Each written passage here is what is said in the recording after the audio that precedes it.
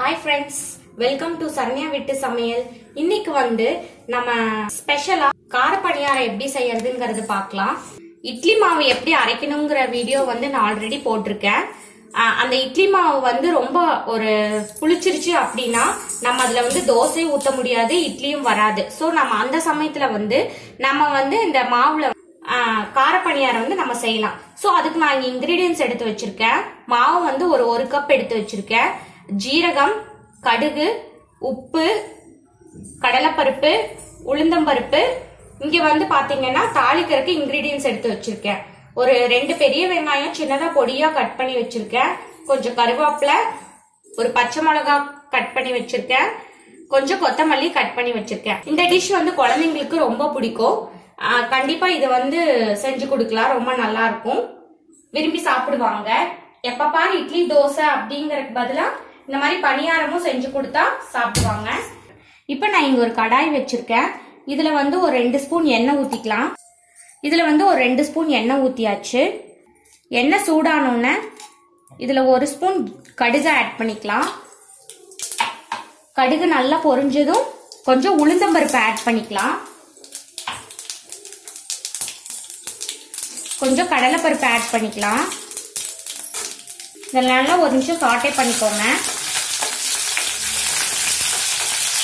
இந்த வெங்காயம் ஆட் பண்ணிக்கலாம்.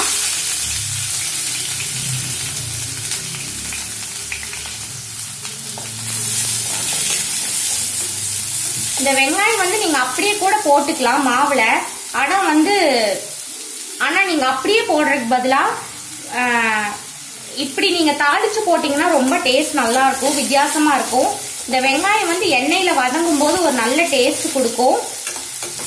அப்படியே வெங்காயம் போட்டீங்கன்னா உங்களுக்கு பச்சை வாசம் அடிக்கிற மாதிரி இருக்கும். அதனால நீங்க வெங்காயத்தை வந்து நல்லா வதக்கி ஆட் பண்ணிக்கோங்க. இந்த கருவேப்பிலை ஆட் பண்ணிக்கலாம். இந்த பச்சை மிளகாயும் ஆட் பண்ணிக்கலாம். நல்லா வதக்கிக்கோங்க. உங்களுக்கு இதுல இன்னும் கொஞ்சம் நல்லா ரிச்சா வேணும்னா முந்திரி பருப்பு கூட நீங்க உடைச்சு ஆட் பண்ணிக்கலாம்.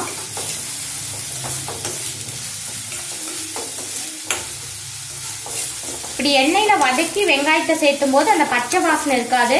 வெங்காயம் வந்து நம்ம சாப்பிட்றதுக்கும் வந்து சாஃப்டா இருக்கும்.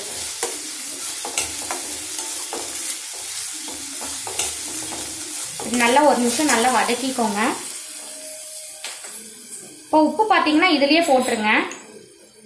மாவுலயே கொஞ்சம் உப்பு போட்டிருக்கோம், அதனால உப்பு வந்து பார்த்து போட்டுக்கோங்க. உப்பு போட்டு இதை வதக்கிடுங்க.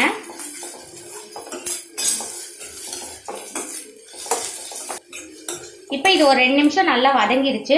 இதை வந்து நம்ம அப்படியே மாவுல ஆட் பண்ணிடலாம். இந்த வதக்கினதை வந்து நம்ம மாவுல ஆட் பண்ணிடலாம்.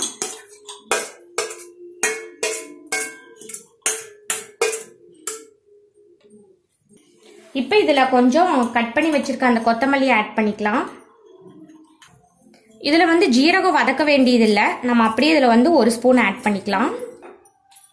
இப்ப இது எல்லாத்தையும் நல்லா கலந்து விட்டுக்கோங்க.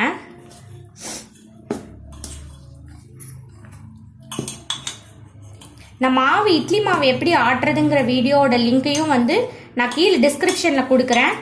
பார்க்காதவங்க கண்டிப்பா செக் பண்ணிக்கோங்க. இது ரொம்ப நல்லா இருக்கும். ஈவினிங் கூட டீ டைம் ஸ்நாக்ஸா கூட இது நம்ம சாப்பிடலாம். இப்ப மாவு நல்லா மிக்ஸ் பண்ணியாச்சு. இப்ப இங்க வந்து பணியாரக்கல் வச்சிருக்கேன்.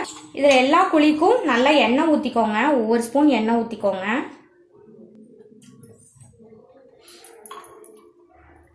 ஏன் எண்ணெய் ஊத்துறோம்னா அப்பதான் நமக்கு ஒட்டாம நல்லா வரும் பணியாரம். இப்ப வந்து எண்ணெய் சூடாயிருச்சு. இப்ப நம்ம இந்த கலக்கி வச்சிருக்க இந்த மாவு வந்து நம்ம ஊத்திக்கலாம். அதாவது அந்த குழிக்கு வந்து 1/4 குழி ஊத்துங்க.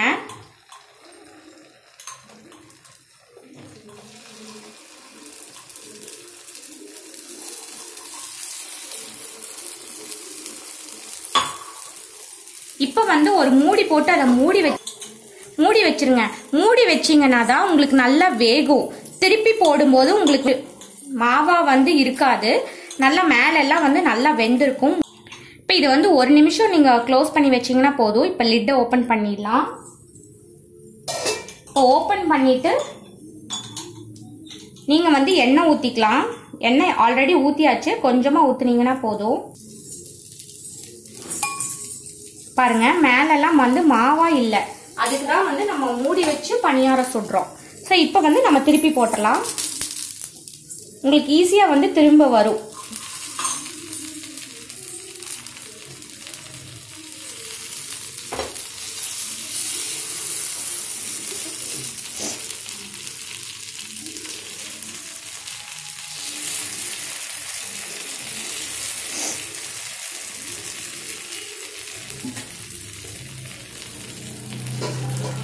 மறுபடியும் 1 நிமிஷத்துக்கு நீங்கள் மூடி வச்சிருங்க. இப்போ பாருங்க பணியாரம் நல்லா வெந்துருச்சு. இப்போ நம்ம இந்த பணியாரத்தை எடுத்துடலாம். இப்போ நம்மளுடைய இந்த கார பணியாரம் வந்து தயாராகிடுச்சு. கூடவே தேங்காய் சட்னியும் தயாராகிடுச்சு. நீங்கள் கண்டிப்பாக இந்த மாதிரி செஞ்சு பாருங்க, உங்களுக்கு ரொம்ப பிடிக்கும். தேங்காய் சட்னி எப்படி செய்யறதுங்கிற வீடியோவும் நான் போட்டிருக்கேன். சட்னி சாம்பார் வீடியோவில் பாருங்க. நீங்கள் கண்டிப்பாக இந்த மாதிரி செஞ்சு பாருங்க. ட்ரை பண்ணி பார்த்துட்டு எப்படி இருக்குன்னு மறக்காம உங்க ஃபீட்பேக்ஸ் கமெண்ட்ஸ் என் கூட ஷேர் பண்ணிக்கோங்க. என் சேனலை சப்ஸ்கிரைப் பண்ணிக்கோங்க. தேங்க்யூ. வாவ், சூப்பர்மா.